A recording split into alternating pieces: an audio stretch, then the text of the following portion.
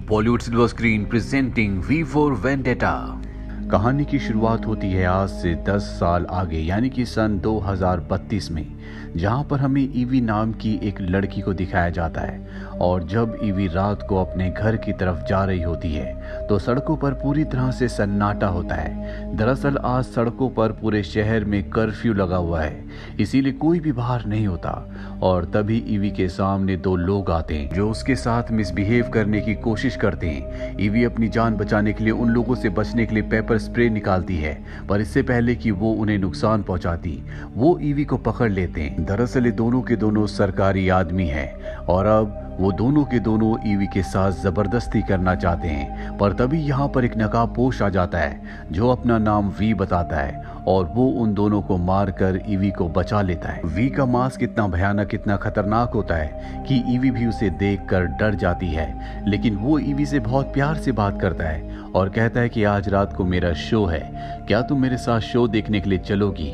EV कुछ देर सोचती और कहती कि हाँ ठीक है, मैं तुम्हारे साथ तुम्हारा शो देखने के लिए चलूंगी। दरअसल ईवी को लग रहा होता है कि वी एक मैजिशियन है, क्योंकि उसके कपड़े, उसका मास्क उसी तरह का होता है। और अब वो उसे लिफ्ट से एक बिल्डिंग की छत पर ले जाता है और कहता है कि अब मैं तुम्हें अपना शो दिखाऊंगा। जिसके बाद सामने एक बिल्डिंग में बहुत बड़ा धमाका होता है, जो देखने के बाद वी बहुत खुश होता है, लेकिन ईवी डर जाती है। दरअसल ये एक सरकारी कोर्ट था जहाँ पर क्रिमिनल्स के ऊपर केस चलते हैं। अगली सुबह दिखाया जाता है कि हर एक न्यूज चैनल पर यही न्यूज होती है कि कोर्ट की बिल्डिंग को किसी ने उड़ा दिया। लेकिन गवर्नमेंट इस बात को छुपाने के लिए ये कह देती है कि वो बिल्डिंग बहुत पुरानी हो चुकी थी, इसीलिए उसे ध्वस्त किया गया है। और तभी न्यूज चैनल के ऑफिस में वी पहुंच जाता है, जिसने अपनी बॉडी में बॉम्ब को बांध रखा होता है। दरअसल यहीं से इस न्यूज को स्प्रेड किया जा रहा होता है कि गवर्नमेंट ने जानबूझकर उस कोर्ट को, उस बिल्डिंग को ध्वस्त किया है। और अब वो खुद लाइव आकर पूरी दुनिया को बता देता है कि कोर्ट की उस बिल्डिंग को मैंने ब्लास्ट किया है, क्योंकि वो उन लोगों को जो बाहर से यहाँ पर आए हैं, उन लोगों को जो उनके खिलाफ हैं, होमोसेक्सुअल्स को और दूसरे धर्म के लोगों को मार रहे हैं। इसीलिए हम इस गवर्नमेंट के खिलाफ अपना आंदोलन शुरू करेंगे।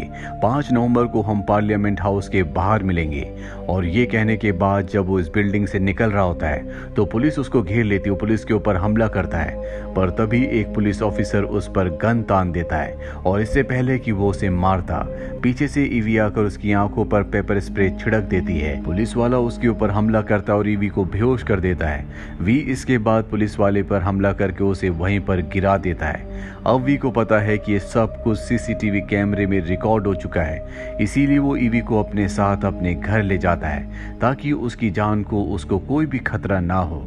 दरअसल ईवी ने उसकी मदद इसलिए की होती है क्योंकि उसने भी कभी उसकी मदद की थी। ईवी को जब होश आता है तो वो देखती है कि वो वी के घर पर है। वो इस जगह पर नहीं रहना चाहती, इसीलिए वो यहाँ से निकल रही होती है।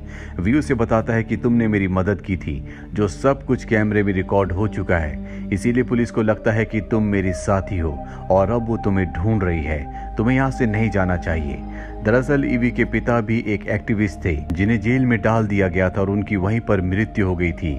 ईवी के भाई को भी टेररिस्ट अटैक में टेररिस्ट ने मार दिया था और अब वो इस दुनिया में अकेली है। ईवी अब समझ जाती है कि उसका यहाँ से बाहर निकलना बिल्कुल ठीक नहीं है, इसीलिए वो वी के घर पर रुक जाती है।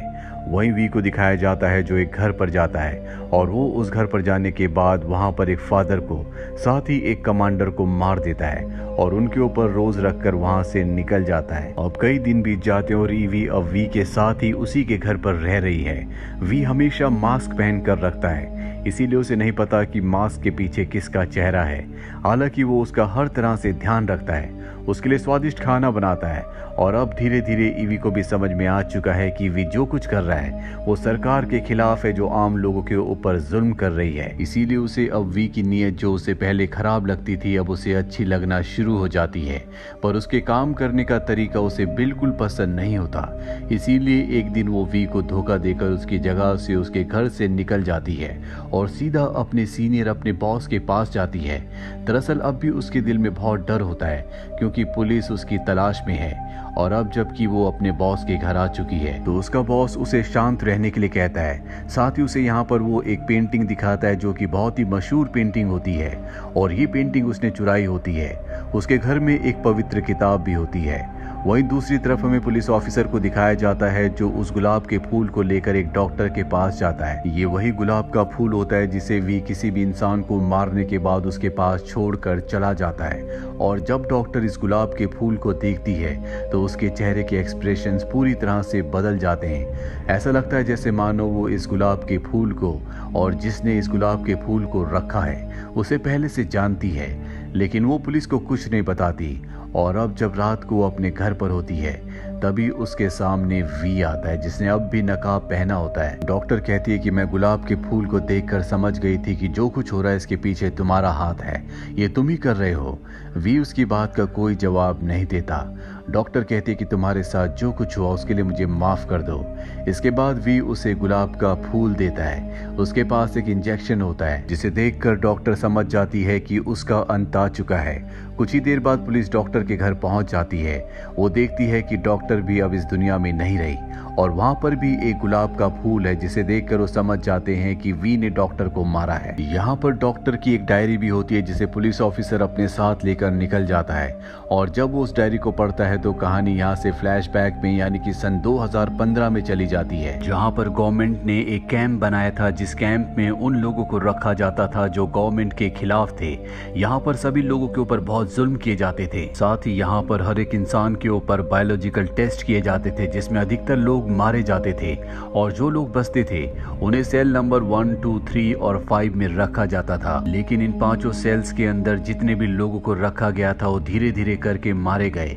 सिर्फ सेल नंबर 5 का इंसान बचा जिसका नाम वी है, यानी कि आज जो वी है जो सरकार के खिलाफ लड़ रहा है ये वही वी है जो आज से कई साल पहले गवर्नमेंट के इस एक्सपेरिमेंट में जिसे बायोलॉजिकल टेस्ट कहा जाता है उस टेस्ट में बचा था। वो उस पूरी जगह को धमाका करके निकल जाता है और इस टेस्ट में जितने भी लोग शामिल थे उसमें डॉक्टर, फादर और कमांडर थे जिन तीनों को अब वी मार चुका है। कहानी वापस प्रेजेंट में आती है जहाँ पर पुलिस वाले वी और उसके बॉस तक पहुंच जाते हैं। इन दोनों को पकड़ लिया जाता है और अब ईवी से पुलिस वाले पूछताछ करते हैं लेकिन वो कुछ भी नहीं बताती। दरअसल वो किसी भी तरह से वी तक पहुंचना चाहते हैं पर ईवी जब उन्हें इन्फॉर्मेशन नहीं देती तो वो ईवी को बहुत टॉर्चर करते हैं। उसके बाल भी काट दिए जाते हैं और अब ईवी को एक सेल के अंदर बंद कर दिया जाता है। वहाँ पर उसे एक नोट मिलता है जो उस लड़की का होता है जिसे यहाँ पर पहले बंद किया गया था। वो लड़की भी गवर्नमेंट के खिलाफ थी, उसके ऊपर बहुत सारे इल्जाम थे, उसे बहुत टॉर्चर किया गया था लेकिन उसने अपने बारे में, अपने साथियों के बारे में कुछ भी नहीं बताया जिससे ईवी को हिम्मत मिलती है।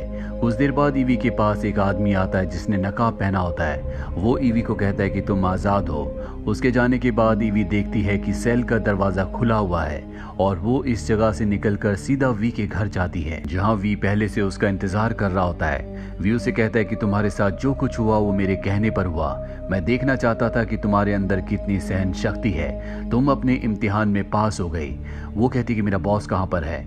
वी बताता है कि तुम्हारे बॉस को मैंने नहीं बल्कि पुलिस ने मारा है, अब वो इस दुनिया में नहीं रहा। ईवी उसे वो नोट देती है जो उसे सेल में मिला था। वी बताता है कि ये नोट असली है, ये उस लड़की ने लिखा था जिसे तुमसे पहले पुलिस ने उसी सेल में मार दिया था। अब यहाँ से ईवी जाने लगती है। वी उसे कहता है कि 5 नवंबर से पहले मैं तुमसे एक बार मिलना चाहूंगा। ईवी कहती है कि ठीक है और इसके बाद वो यहाँ से चली जाती है।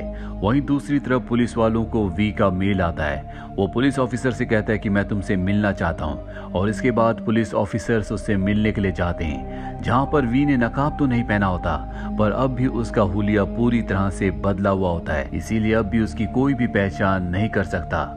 वी बताता है कि आज से कई साल पहले सन 2015 में सरकार ने एक कैंप बनाया था जहाँ पर उन लोगों को रखा जाता था जो सरकार के खिलाफ थे। उनके ऊपर एक्सपेरिमेंट करके एक वायरस को बनाया गया जिन्हें सरकार 3 जगहों पर फैलाना चाहती थी, एक स्टेशन, दूसरा स्कूल और तीसरा एक प्लांट। इसके बाद गवर्नमेंट के उन लोगों ने इस वायरस को फैलाया जिसके बाद कई लोग मारे गए। उन्हीं लोगों के पास इस वायरस का, इस बीमारी का इलाज था जिस वजह से वो फेमस हो गए। कुछ बेगुनाहों को अंदर कर दिया गया, उनके ऊपर झूठे इल्जाम लगाए गए और जो असली गुनहगार थे उन्हें बड़े बड़े पदों पर रखा गया। इसके बाद भी यहाँ से चला जाता है अगले दिन पुलिस वाला उन सब बातों की इन्वेस्टिगेशन करता है जो वी ने उसे अपने बारे में बताई होती है। वी ने अपना नाम जो पुलिस ऑफिसर को बताया था, उस नाम का आदमी आज से 20 साल पहले मारा गया होता है। पुलिस वाले को कुछ भी समझ में नहीं आता और अब यहाँ पर 5 नवंबर की तारीख आने वाली है, इसीलिए वी अपने जैसे मास्क पूरे शहर में बंटवा देता है ताकि उसके जितने भी सपोर्टर्स हैं वो सब के सब वहाँ पर मास्क पहन कर आए। पूरे शहर में मास्क बंट जाने के बाद एक बच्ची को दिखाया जाता है जिसने वी का मास्क पहना होता है, जिसे गवर्नमेंट का एक आदमी मार देता है। ये देखने के बाद सब के सब लोग गुस्सा हो जाते हैं, वो उस आदमी को मार देते हैं और अब सब के सब इस नई गवर्नमेंट के खिलाफ है जो लोगों पर अत्याचार करती है। 5 नवंबर की शाम आ जाती है। जैसा कि वी ने ईवी से कहा था कि 5 नवंबर की शाम को पार्लियामेंट के बाहर जाने से पहले वो एक बार उससे मिलना चाहता है, इसीलिए ईवी उसके पास आती है। वो ईवी को बताता है कि वो पार्लियामेंट को हमेशा के लिए खत्म कर देगा, उसे ब्लास्ट कर देगा। इसके बाद ईवी को वो एक मेट्रो ट्रेन के अंदर ले जाता है जहाँ पर बहुत सारा बारूद होता है और कहता है कि ये सब तुम्हारा है, तुम्हें इन सब का सही से इस्तेमाल करना होगा। ईवी कहती है कि हम यहाँ से दूर चले जाते हैं, पर वो उसकी बात नहीं मानता और पार्लियामेंट हाउस की तरफ निकल पड़ता है। वही हमें बहुत सारे लोगों को दिखाया जाता है जिन सब ने वी की तरह मास्क पहने होते हैं और जब ये सब के सब पार्लियामेंट हाउस के बाहर पहुंचते हैं तो वहां पर आर्मी की बहुत बड़ी तादाद होती है। वी कहता है कि मैं तुम्हें अपने हवाले कर दूंगा, पर तुम्हें यहाँ पर चांसलर को लाना होगा और अब चांसलर को भी यहाँ पर लाया जाता है। वी चांसलर के सामने जाता है और उसे मार देता है। इसके बाद पुलिस वाला कहता है कि मैं तुम्हारा चेहरा देखना चाहता हूँ, लेकिन वी उसे अपना चेहरा दिखाने से मना कर देता है, जिसके बाद वी के ऊपर कई गोलियां चलाई जाती है। वो भी उन सब पर चाकू से वार करके उन सब को मार देता है और इस जगह से निकलकर एक बार फिर से वो उसी अबेंडन मेट्रो स्टेशन पर जाता है जहाँ पर ईवी है। ईवी उसकी हालत देखकर डर जाती है। वो उसे कहती कि मैं तुम्हें हॉस्पिटल ले जाती हूँ। वी कहता है कि अब कोई फायदा नहीं है, मेरा अंत आ चुका है। मैंने एक बात तुम्हें कभी नहीं बताई, मुझे तुमसे प्यार हो गया था। मुझे तुमसे वो सब कुछ मिला जो कभी मुझे इस दुनिया से अपनों से नहीं मिला। और इसके बाद वी की मृत्यु हो जाती है। वी की मृत्यु से ईवी को बहुत दुख होता है क्योंकि कहीं ना कहीं वो उसे पसंद करती थी और अब वो उसकी बॉडी को ट्रेन पर रख देती है और इससे पहले कि वो ट्रेन को चलाती, यहाँ पर पुलिस ऑफिसर आकर उसे गन पॉइंट पर ले लेता है। दरअसल ये ट्रेन सीधा पार्लियामेंट के नीचे जाएगी जहाँ पर ब्लास्ट होगा और पूरा पार्लियामेंट धरती के अंदर समा जाएगा। पुलिस वाला उसे ट्रेन रोकने के लिए कहता है, लेकिन यहाँ पर ईवी उसे बताती है कि पूरी की पूरी गवर्नमेंट, पूरा का पूरा सिस्टम खराब हो चुका है। सबको एक नए सवेरे की नई शुरुआत की जरूरत है और अगर आज हमने इस ट्रेन को रोक दिया तो वो शुरुआत, वो सवेरा कभी नहीं हो सकता। पुलिस ऑफिसर जानता है कि ईवी सच कह रही है, इसीलिए वो ट्रेन को नहीं रोकता और अब ट्रेन यहाँ से निकल जाती है। वहीं पार्लियामेंट हाउस के बाहर दिखाया जाता है जहाँ पर बहुत सारे लोग पहुंच चुके हैं जिन सब ने वी का मास्क पहना है। उनके सामने आर्मी होती है, लेकिन आर्मी को ऑर्डर देने के लिए चांसलर अब जिंदा नहीं बचा। ये बात आर्मी को नहीं पता होती, इसीलिए वो उनके ऊपर फायरिंग नहीं करते और कुछ ही पलों के बाद ट्रेन पार्लियामेंट हाउस के नीचे पहुंच जाती है जिससे एक बहुत बड़ा ब्लास्ट होता है। ब्लास्ट के साथ यहाँ पर आतिशबाजी भी होती है जो इस बात का प्रतीक होती है कि अब पूरा का पूरा सिस्टम पूरी तरह से ढह चुका है और अब जो नई सरकार बनेगी वो लोगों के हित के लिए काम करेगी। वहीं पुलिस ऑफिसर को दिखाया जाता है जो ईवी से पूछता है कि उस मास्क के पीछे कौन था। ईवी ने भी उसे कभी नहीं देखा था। वो कहती है कि वो हर एक वो आम इंसान था जो सिस्टम से लड़ना चाहता था, इसीलिए हम उसे कोई नाम, शक्ल या पहचान नहीं दे सकते। वो हम सब में से एक था। वो एक ऐसा फ्रीडम फाइटर था जिसने सब कुछ बदल कर रख दिया। और इसी के साथ ये फिल्म, ये कहानी यहीं पर खत्म हो जाती है। ये फिल्म सन 2005 में रिलीज हुई थी। IMDb पर इसकी रेटिंग है 8.2। उम्मीद करते हैं कि ये कहानी आपको पसंद आई होगी।